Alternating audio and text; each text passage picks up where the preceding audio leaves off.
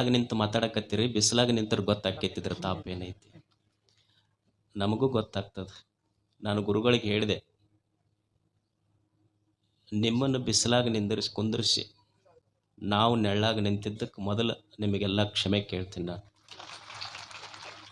ಆದರೂ ಶಿಷ್ಟಾಚಾರ 2 ಮಾತುಗಳನ್ನು ಹೇಳಬೇಕಷ್ಟೆ. ಇಷ್ಟು ಬಿಸಿಲಿನ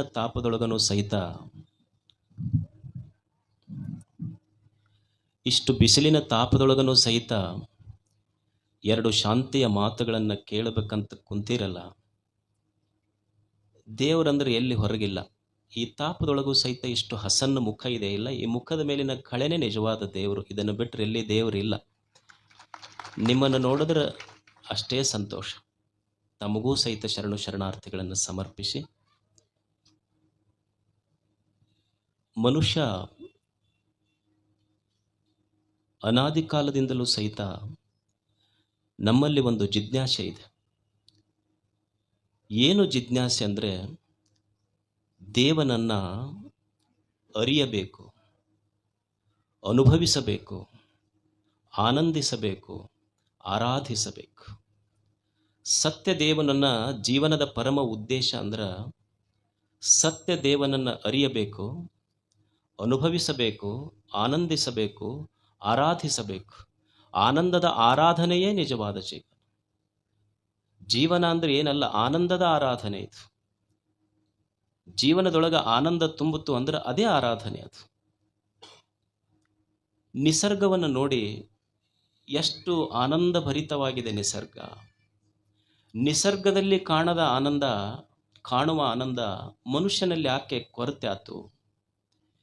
ನೀವು ದನ ಕಟ್ತೀರಿ ಮನ್ಯಾಗ, ದನಕ್ಕೆ ಏನು ಹಾಕಿರಿ ಅಂದ್ರೆ, ನೀವು ಕಬ್ಬಿನ ರೌದಿ ಸೊಪ್ಪಿ ಒಯ್ದು ನಿಮ್ಮ ದನಕ್ಕೆ ಹಾಕಿರಿ.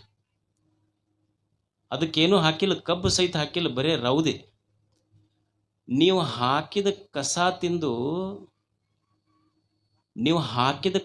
ತಿಂದು ಸಂತೋಷ ಪಡ್ತಾವ ದನ. ಕಸ ತಿಂದು ಸಂತೋಷ ಪಡುವ ದನಗಳೊಂದು ಕಡೆ ಆದರೆ, ರಸ ಕುಡಿದು ಸಹಿತ ದುಃಖಿತರಾಗುವ ಮನುಷ್ಯರು ಒಂದು ಕಡೆ ಅದೀವಿ ನಾವು.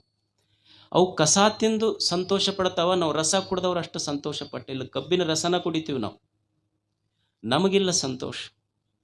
ಈಗ ನೀವು ಮಾವಿನ ಗಿಡ ನೋಡ್ರಿ, ಮಾವಿನ ಗಿಡಕ್ಕೆ ಸುಮ್ಮನೆ ಒಂದಿಷ್ಟು ಚಿಗುರು ಬಂದಿರ್ತೈತಿ. ಕೋಗಿಲೆ ಐತಿ, ಕೋಗಿಲೆ ಏನು ತಿಂದೈತಿ? ಹಣ್ಣು ತಿಂದೈತಿ ಏನು? ಮಾವಿನ ಹಣ್ಣು ಇಲ್ಲ, ಸುಮ್ಮನೆ ಒಂದಿಷ್ಟು ಚಿಗುರು ತಿಂದ ಹಾಡತೈತಿ. ಅದು ಒಂದು ದಿವಸ ಮಾವಿನ ಗಿಡ ಸಪ್ಪು ಕುಂತಿತ್ತು. ಅದು ಕೋಗಿಲೆ ಕೇಳುತ್ತೆ ಮಾವಿನ ಗಿಡಕ್ಕೆ, ಯಾಕ ಸ್ವಲ್ಪ ಸಪ್ಪಗಾಗಿ ಅಲ್ಲ. ಏನು ಮಾಡೋದಪ್ಪ, ನಿನಗೆ ಬರೇ ಚಿಗುರು ಕೊಟ್ಟಿನ, ನಾ ಏನೂ ಕೊಟ್ಟಿಲ್ಲ. ಬರೇ ಚಿಗುರು ಕೊಟ್ಟಿದ್ದಕ್ಕೆ ಇಷ್ಟು ಹಾಡಾಕತ್ತೆ ನೀನು. ಈ ಮನುಷ್ಯ ಮೊನ್ನೆ ಬಂದಿದ್ದ, 1-2 ಹಣ್ಣು ಕೊಟ್ಟಿನ ಅವನಿಗೆ.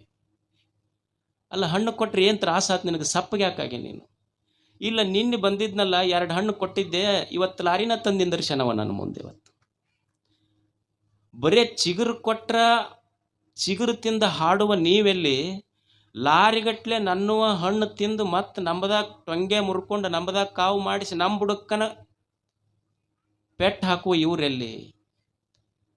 ಸುಮ್ಮನೆ ಇಷ್ಟು ಸಂತೋಷ ನಿಸರ್ಗ ಸಂತೋಷ ಪಡ್ತೈತಲ್ಲ. ಮನುಷ್ಯನಿಗೆ ಯಾಕೆ ಜೀವನ ಇದು ಆನಂದದ ಆರಾಧನೆ ಆಗಬಾರದು? ನಿಸರ್ಗ ಏನೂ ಇಲ್ಲ, ಸಣ್ಣ ಸಣ್ಣ ವಿಷಯಗಳಲ್ಲಿ ಸಂತೋಷ ಪಡ್ತದೆ. ಮನುಷ್ಯನಿಗೆ ನಿಸರ್ಗ ಎಲ್ಲ ಕರುಣಿಸಿದರೂ ಸಹಿತ ಯಾಕೆ ದುಃಖ ಆಯ್ತು ಅಂದ್ರೆ, ಮನುಷ್ಯನಿಗೆ ಸತ್ಯದ ವಿಸ್ಮರಣೆಯಾಗಿದೆ. ದೇವನ ವಿಸ್ಮರಣೆ ಮನುಷ್ಯನಿಗೆ ದುಃಖ ಕೊಟ್ಟೈತಷ್ಟೆ. ಏನು ಅಂದ್ರೆ, ಅವನೊಳಗ ನನ್ನದು ಅನ್ನೋದು ಭಾಳ ತುಂಬೈತಿಲ್ಲ ಆಗಷ್ಟೆ. ದೇವನ ವಿಸ್ಮರಣೆ ಆಗೈತಿ, ಅದಕ್ಕೆ ದುಃಖ ಕೊಟ್ಟೈತಿ. ಒಂದು ಕ್ಷಣ ವಿಚಾರ ಮಾಡು, ಮನುಷ್ಯನೇ ಆಗಷ್ಟೆ. ದೇವನ ವಿಸ್ಮರಣೆ ಆಗೈತಿ, ಅದಕ್ಕೆ ದುಃಖ ಕೊಟ್ಟೈತಿ. ಒಂದು ಕ್ಷಣ ವಿಚಾರ ಮಾಡು ಮನುಷ್ಯನೇ. ಒಂದು ಕ್ಷಣ ಜೀವನವನ್ನು ವಿಚಾರ ಮಾಡು, ಒಂದು ಕ್ಷಣ ಜಗತ್ತನ್ನು ವಿಚಾರ ಮಾಡು. ನನ್ನ ಜೀವನ, ನನ್ನ ಹೊಲ, ನನ್ನ ಮನೆ, ನನ್ನ ಸಂಪತ್ತು, ನನ್ನ ವ್ಯವಹಾರ, ಇದನ್ನು ನಡೆಸಿದವರು ಯಾರು? ನಾನು ನಡೆಸೀನಿ ಅನ್ನುವ ಭ್ರಮ ತಲೆಯಾಗಿ ತುಂಬಿಕೊಂಡಿದ್ದಕ್ಕೆ ಬಹಳ ತಾಪಾಗಕತ್ತೈತೆ ಅಷ್ಟೇ ಇದು ಮನುಷ್ಯ. ಒಂದು ಕ್ಷಣ ವಿಚಾರ ಮಾಡಿ ನೋಡು. ನಾ ಹೇಳ್ತೀನಿ ಇಲ್ಲೋ, ನಾ ಏನಂತೀನಿ ಅಂದ್ರೆ, ನಾನು ಉಣ್ತೀನಿ, ನಾನು ತಿಂತೀನಿ, ನಾನು ನೋಡ್ತೀನಿ, ನಾನು ಕೇಳ್ತೀನಿ. ಅಲ್ಲ, ಕೇಳುವ ಕಿವಿ, ನೋಡುವ ಕಣ್ಣ, ತಿನ್ನುವ ನಾಲಿಗೆ, ಇವೆಲ್ಲ